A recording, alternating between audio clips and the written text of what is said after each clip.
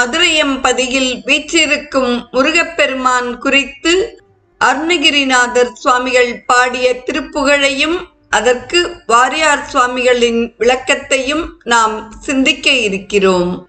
பரவு நெடுங்கதிர் உலகில் விரும்பிய பவனி வரும்படி அதனாலே பகர வளங்களும் நிகர விளங்கிய இருளை விடிந்தது நிலவாலே வரையினில் எங்கனும் உலவி நிறைந்தது வரிசை தரும் பதமது பாடி வளமொடு செந்தமிழ் உரை செய்ய அன்பரும் மகிழ வரங்களும் அருள்வாயே.